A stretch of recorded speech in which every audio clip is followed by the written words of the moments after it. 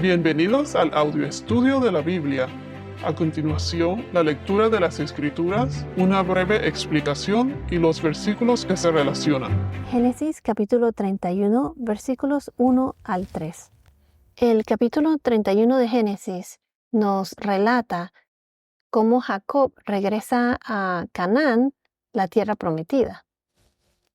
En el capítulo anterior vimos que Labán le pidió a Jacob que se quedara a trabajar con él. Jacob quería proveer para su propia casa y además él le dio otras razones del por qué ya era tiempo de que él se fuera, que lo dejara ir.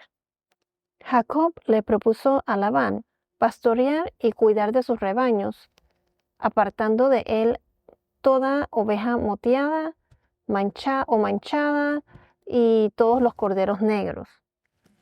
Y mencionamos en los podcasts anteriores que estos tipos de ovejas y corderos eran muy poco común.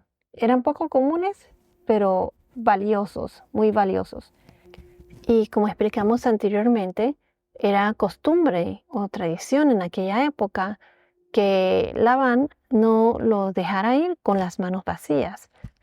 La tradición era como de compensarnos, se puede decir como a la par del fruto de sus labores durante todos esos años. Jacob le pidió este tipo de ovejas y corderos que muy poco se reproducían, pero sí era de gran valor, como lo mencioné anteriormente. Labán aceptó, pero con el tiempo los rebaños y corderos de Jacob fueron multiplicándose en mayor cantidad. Esto lo explicamos con mayor detalle en el podcast 287 y 288, cómo fue todo ese proceso. Dios, el Señor, bendijo a Jacob, y así Jacob prosperó en gran manera y tuvo grandes rebaños, y siervos y siervas, y camellos y asnos. Esto lo vemos en Génesis capítulo 30, versículo 43. ¿Por qué Jacob decide volver a Canaán? Leamos el capítulo 31, versículos 1 al 3. Pero Jacob oyó las palabras de los hijos de Labán que decían: Jacob se ha apoderado de todo lo que era de nuestro padre, y de lo que era de nuestro padre ha hecho toda esta riqueza. También Jacob observó la actitud de Labán, que ya no era amigable para con él como antes. Entonces el Señor dijo a Jacob: vuelve a la tierra de tus padres y a tus familiares, y yo estaré contigo. Entonces, ¿por qué Jacob decide volver a Canaán? Primero, debido a la envidia de los hijos de Labán. Aquí en estos versículos vemos dos cosas. Dice que Jacob oyó todas esas acusaciones que le hacían los hijos de Labán, y él también oyó y observó. ¿Y qué fue lo que él observó? La actitud de Labán, ese resentimiento que había crecido en Labán, porque dice aquí que su actitud no era amigable hacia Jacob como lo era antes. Los hijos de Labán estaban acusando a Jacob de volverse rico a costas de su padre, a costas de Labán. Recuerden que Jacob fue bendecido por el Señor. Todo lo que él tuvo fue por el Señor. Jacob no tomó nada que no era de él. Pero la envidia de los hijos de Labán hacia Jacob, la envidia de otros, causó e influyó en la actitud de Labán. La envidia es cosa seria. No es algo inofensivo como parece. La envidia aquí, en este caso, destruyó la verdad. Las quejas de los hijos de Labán no eran favorables para Jacob, y esto envenenó el corazón de Labán. Vemos aquí cómo la actitud de Labán cambia hacia Jacob. Ya no era amigable, según lo que dice aquí en las Escrituras. Primero, Labán mismo había admitido que sus riquezas fueron debido al Dios de Jacob. Y es por eso que Labán anteriormente, en el capítulo anterior, él le pidió a Jacob que se quedara. Esto aparece en Génesis capítulo 30, versículos 27 y 28. Se los voy a leer. Pero Labán le respondió: si ahora he hallado gracia ante tus ojos, quédate conmigo. Me he dado cuenta de que el Señor me ha bendecido por causa tuya. Y añadió: fíjame tu salario y te lo daré.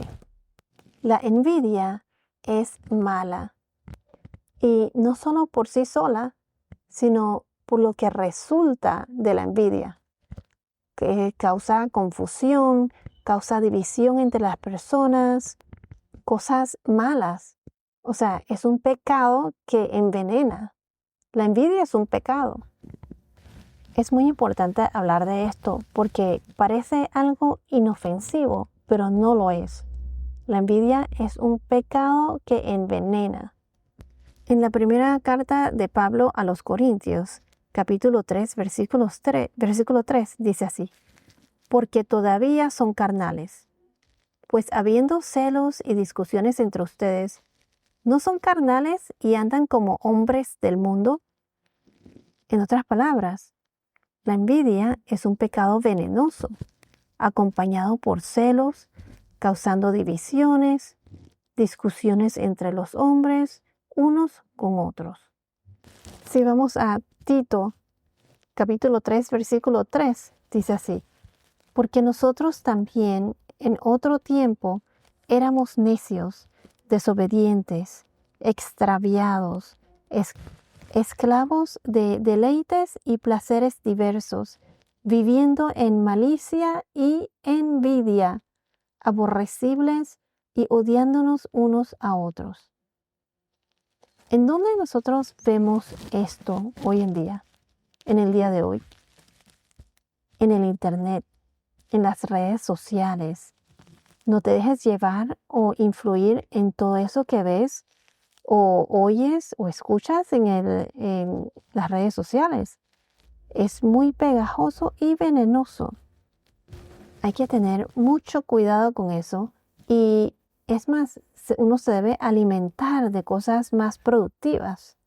Si pasas mucho tiempo en las redes o tus hijos pasan mucho tiempo en las redes y no le dedicas un tiempo al Señor, ¿cómo vas a crecer en tu relación con Dios, con Jesús? ¿Cómo vas a saber lo que Él espera de ti? Especialmente si no conoces la palabra. ¿Cómo vas a saber comportarte y reaccionar de alguna manera que complazca al Señor? En Santiago 3:16 nos dice: porque donde hay celos, o sea, envidia, y ambición personal, allí hay confusión y toda cosa mala. Pero hay una cosa que mata la envidia, que mata ese veneno. ¿Qué es? ¿Qué es lo que mata la envidia? El amor. El amor mata la envidia. Si vamos a la primera carta de Pablo a los Corintios, capítulo 13, versículo 4, dice así: el amor es paciente, es bondadoso. El amor no tiene envidia. El amor no es jactancioso, no es arrogante. Miren lo que dice aquí entonces: el amor no tiene envidia. O existe uno o existe lo otro. Y la envidia es un pecado. Y Dios no puede estar en la presencia del pecado. ¿Y qué es Dios? Dios es amor. El amor es el enemigo de la envidia. Es lo que mata ese veneno.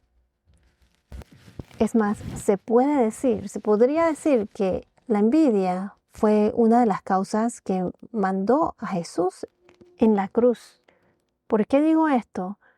En Mateo, en el libro de Mateo, capítulo 27, versículos 15 al 18, miren lo que dice. Ahora bien, en cada fiesta, el gobernador acostumbraba soltar un preso al pueblo, el que ellos quisieran. Tenían entonces un preso famoso llamado Barrabás, por lo cual cuando ellos se reunieron, Pilato les dijo, ¿a quién quieres que les suelte? ¿A Barrabás o a Jesús llamado el Cristo? Versículo 18.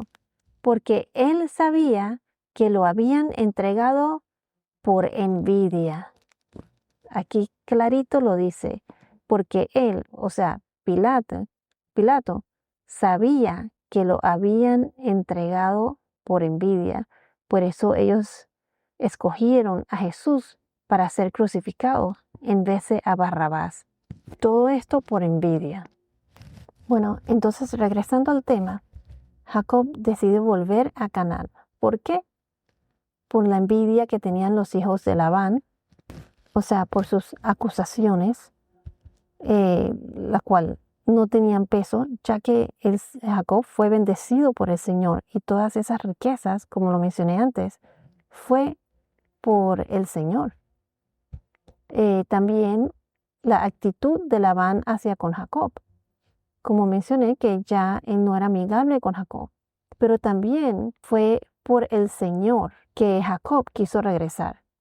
Además de todas estas circunstancias que hubo, que hizo que Jacob tomara la decisión de volver, Dios se lo dijo y ya el Señor se lo había prometido antes.